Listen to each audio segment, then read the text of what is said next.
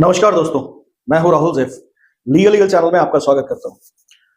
Case नहीं लड़ना चाहते और झूठ बोला है बीवी ने, आपके साथ गंदा गेम खेल रही है और षड्यंत्र करना चाह रही है, इसका भी आपको भनक लग गई है। तो ऐसे टाइम पे बिना केस लड़े और बिना केस किए आसानी से बिना मेंटेनेंस दिए आप केस से कैसे बाहर निकल सकते हैं, ये देखना होगा।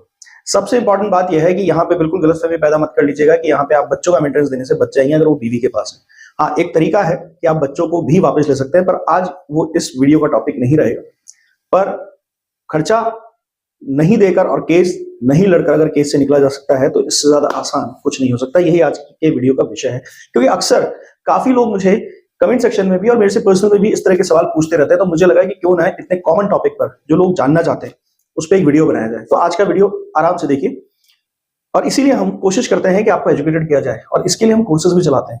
क्रैश कोर्स है जो कि आप सेल्फ प्रिपरेशन के लिए ज्वाइन कर सकते हैं, जिसके अंदर प्री रिकॉर्डेड वर्जन है, उन्हें देख समझकर आप अपनी तैयारी खुद कर सकते हैं।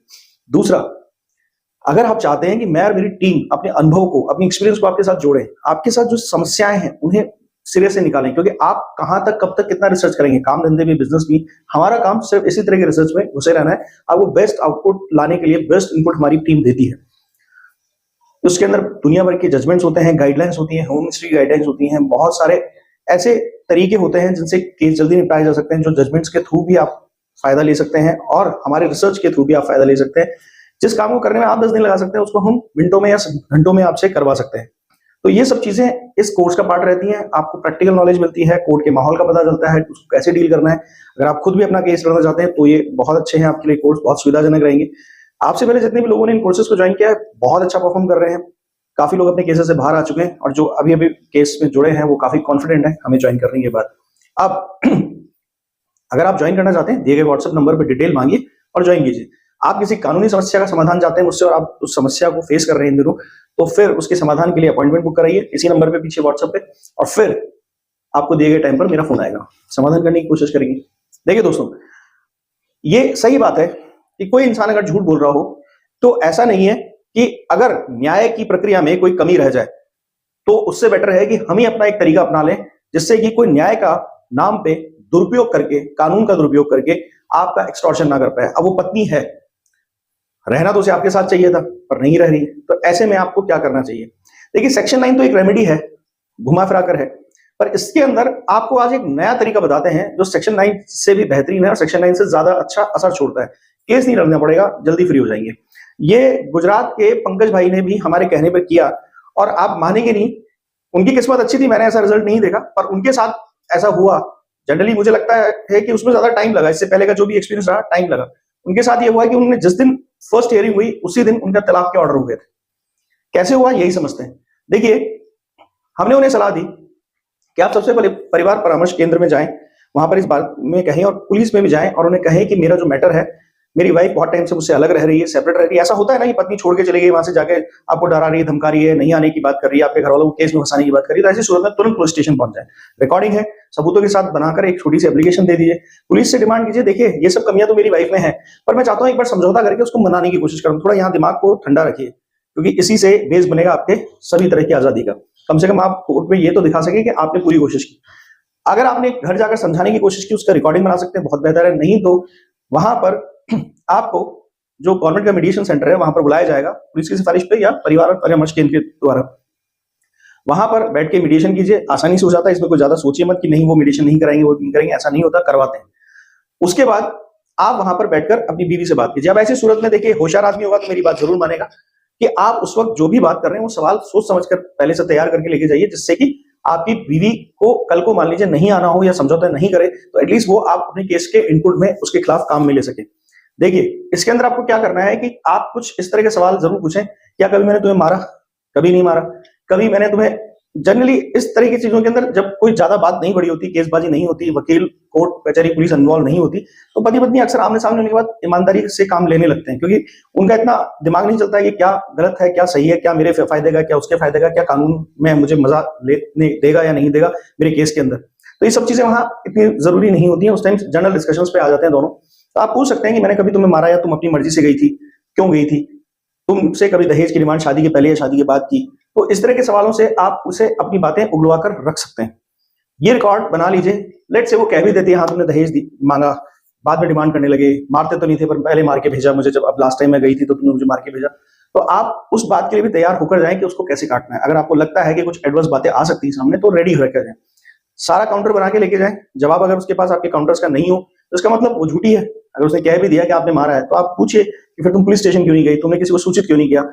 तो ये सब सवाल हो सकते हैं। इन सवालों को कलेक्शन करके अपने पास रख लीजिए। अब आपको लगता है कि सूरत ये बन रही है कि मेरी बीवी अब तो आने से रही, सबूत तो आपके पास बन गया है, आप तुरंत मजिस्ट्रेट कोर्ट में पेश हो जाइए और कहिए साहब मैंने मनाने समझाने और लाने के लिए सारी कोशिश की, क्योंकि आप एक सरकारी महकमे के जो मीडिएशन सेंटर है वहां से मीडिएशन कर जा रहे हैं, तो उसका रिकॉर्ड आप दिखा सकते हैं कि वहां से मैंने मीडिएशन कर लिया। उसके अलावा मैं 5-10 बार मेरी बीवी को पर्सनली मिलने समझाने जा भी चुका हूँ। हाँ, अगर ऐसा होता है कि बीच में आपकी बातचीत होती रहती है मीडिएशन से पहले भी और बाद में भी, तो उस दरमियान व्हाट्सएप कॉल जो भी है उन सबके भी चैट्स बना के रखिए और उसमें होशियारी से काम में लीजिए कि आप उसे बुलाना चाहते हैं, आप उसे समझाना चाहते हैं, ये सब दिखना चाहिए, झलकना चाहिए। बीच बीच में आप उसको कुछ खर्चा पानी और बच्चों के नाम से गिफ्ट भी भेजते रहिए। बच्चों का खर्चा बच्चों के नाम से मनी ऑर्डर भेजिए। और भाई देखिए, मनी ऑर्डर क्यों बोल रहा हूँ, बच्चों के नाम से अकाउंट खुले हुए नहीं होते जनरली, और अब आपके बीच में गैप है तो खुलवा भी नहीं सकते, तो इंडिविजुअली बच्चों के नाम से मनी ऑर्डर भेजिए। अब ये बच्चों का सेपरेट क्यों किया जा रहा है ये मैं थोड़ा आगे बताऊंगा आपको, पर इसको जरा समझ के चलिए कि बच्चों का हमेशा सेपरेट कुछ खर्चा भेजते रहिए। वाइफ को चाहे 500-1000 रुपए भेजिए, बच्चों का चाहे 3,000 रुपए, स्कूल की फीस वगैरह जो भी है वो सब लिख कर भेजिए। ये मनी ऑर्डर स्कूल की फीस का, ये मनी ऑर्डर बच्चों की पिकनिक का, ये मनी ऑर्डर बच्चों की एक्स्ट्रा करिकुलर एक्टिविटीज का, जो वाइफ आपको फोन पे बताती रहेगी अगर बातचीत हो रही है तो। पर अलग से भेजिए बच्चों के लिए। और बच्चों के गिफ्ट चॉकलेट्स वगैरह भी थोड़ा बहुत भेजते रहे, प्यार तो है ही आपको बच्चों से, बीच में इस बहाने मिल के भी आएगी। अगर ऐसा करते रहेंगे तो शायद मिलने मिलाने का भी सिलसिला बच्चों से चलता रहेगा। अब आ जाते हैं हम इस बात पे, तो इसके आगे बच्चों का अलग भेजने की बात हम उसके बाद करेंगे जब आप ये बात समझ जाएंगे कि इसको करना कैसे। देखिए, अब आपको मैंने जहां बात रोकी थी वहीं से शुरू करता हूं कि मजिस्ट्रेट कोर्ट में एक सेक्शन लगता है आपका 97 सीआरपीसी। इसके अंडर एक एप्लीकेशन लगेगी कि मेरी बीवी को मैं लाने समझाने की साहब खूब कोशिश कर चुका, मेरी बीवी को कोर्ट में हाजिर करके बुलवाइए कि मेरे साथ रहना चाहती है नहीं चाहती। अब देखिए, वैसे सेक्शन 97 सीआरपीसी जो है लीगल डिटेंशन के लिए लगाया जाने वाला केस है, पर अक्सर मजिस्ट्रेट कोर्ट्स इसको फैमिली मैटर्स के लिए भी कर देते हैं कि एक बार पत्नी को बुलाया जाए फोर्सफुली और वहां पर किया जाए। तरीका सही भी है और गलत भी है, मतलब इसमें पैंच है, मगर अक्सर इस तरह की प्रैक्टिस देखने को मिलती है। और यहीं पे गुजराती बाबू के साथ हमारे यही हुआ।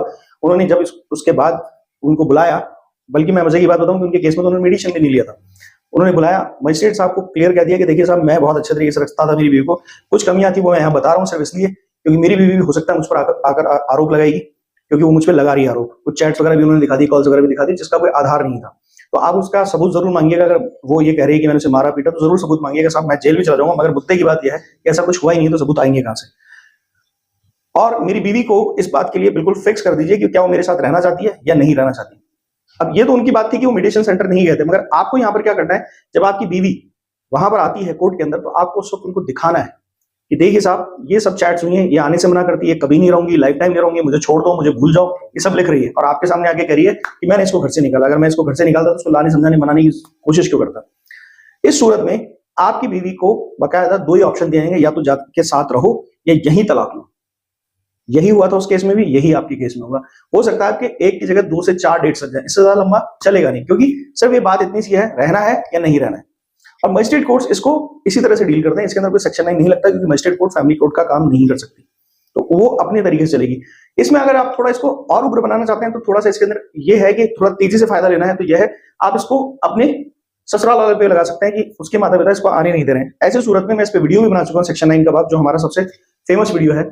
उसके अंदर भी हमने समझाया था कि इसका रीजन ये बन जाता है कि अपने माता पिता को बचाने के लिए, क्योंकि अगर उसने कह दिया कि हाँ मुझे जबरदस्ती रोक रखा है, मुझे और मेरे बच्चों को जबरदस्ती मेरे माँ बाप ने रोका है, तो वो एक तरीके से इलीगल डिटेंशन, यानी कि एक तरीके से उन्हें जबरदस्ती बंदी बनाए जाने का एक आपराधिक प्रकरण बन जाएगा। सेक्शन 97 उससे संबंधित है, तो वो अपने माँ बाप के लिए ये नहीं कह सकती मुझे जबरदस्ती बंदी बना रखा है, तो वो ये कहेगी नहीं मैं अपनी मर्जी से यहाँ रह रही हूँ। और जो बिना किसी कारण के अपनी मर्जी से पति को छोड़कर कोई पत्नी रह रही है, तो 2 सेक्शंस की धाराएं उसके अगेंस्ट जाती है। आपके 125 जिसमें साफ कहा गया है कि पत्नी बिना किसी युक्तियुक्त कारण के अगर पति को छोड़कर बैठी है तो वो मेंटेनेंस की हकदार नहीं है। और फिर आप 13A में आ जाइए, वहां पे भी लिखा हुआ बिना किसी युक्तियुक्त कारण के अगर पति को छोड़कर बैठी है पत्नी और वो नहीं रहना चाहती पति के साथ, तो फिर उसे उस सूरत में तलाक देना चाहिए अपने पति को, और क्रूरता मानी जाएगी पति के लिए। तो इन दोनों में इस क्रूरता को मेजर रखा गया है। बस वहां पर वो हर तरफ से फंसी हुई है। आपके पास चैट्स वगैरह, मेल्स वगैरह या कॉल्स की सारी डिटेल है जिसमें वो नहीं आ रही है। ऑलरेडी आपका 1.5 साल वो खराब कर चुकी है। इसके अलावा वहां पर कोर्ट में आकर भी अपने मम्मी पापा को बचाने के लिए, और जो उसके असली मन की बात है वो भी कहने के लिए कहती है कि साहब मैं अपनी मर्जी से यहाँ रह रही हूँ इतने टाइम से, तो ये कहते ही कोर्ट के पास ये कारण आ जाता है कि इसकी अपनी मर्जी है, कोई कारण नहीं है। और ज्यादा ज्यादा वो ये कहती है मारा था पीटा था, तो ये मजिस्ट्रेट कोर्ट है, वो सीधा बोलेंगे साहब सबूत दिखा दो आप, सबूत मारने पीटने के अब तक क्यों नहीं दिया, अब तक आपने केस क्यों नहीं किया, आज हम यहाँ बैठे हैं, लाइए मैं आपके पति को जेल भेज देता हूँ और आप यहाँ सबूत दे दीजिए। अब कहां से देगी सबूत, बातें ही तो कर सकती हैं। इतना फुल प्रूफ प्लान है, जब भी मैंने किसी को बताया है आज तक मुझे नहीं लगता कि किसी को दिक्कत आई है। इसमें सबसे अच्छी बात यह है कि पति पर क्रूरल्टी होने की वजह से एलिमनी नहीं मिलेगा, मेंटेनेंस नहीं मिलेगा। अब बात आती है जो बात मैंने छोड़ी थी बच्चों वाली, इसमें दो फायदे हैं। अगर आप बच्चों का मेंटेनेंस और खर्चा दे रहे हैं तो सबसे ज्यादा फायदा औरत को तभी होता है, झूठी औरत को, झूठा केस करने वाली औरत को, जब वो बच्चे लेके साथ में बैठी रहती है। तो कोर्ट इस बात से पूछता है ठीक है तुम दोनों का झगड़ा है पर हमें तो कुछ दिलवाना ही पड़ेगा बच्चों के नाम से। तो उस सूरत में जब आप दे रहे हैं तो आपको केयरिंग फादर माना जाएगा। और आप ये कहेंगे जब ये सक्षम नहीं मान रही है अपने आप को, तो बच्चे मुझे दिला दिए जाए।